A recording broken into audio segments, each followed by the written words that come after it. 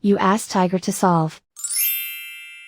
This deals with linear equations with one unknown.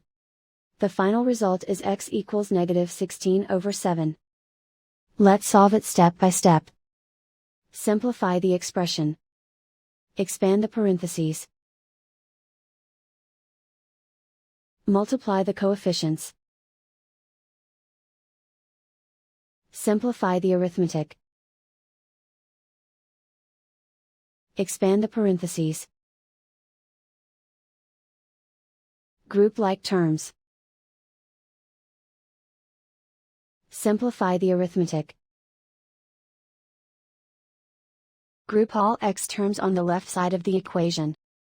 Add 6x to both sides. Group like terms. Simplify the arithmetic. Group like terms.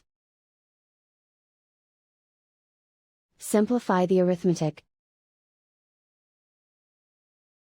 Group all constants on the right side of the equation. Subtract 36 from both sides.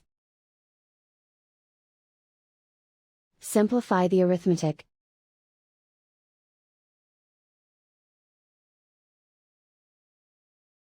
Isolate the x. Divide both sides by 7. Simplify the fraction. And so the final result is x equals -16/7.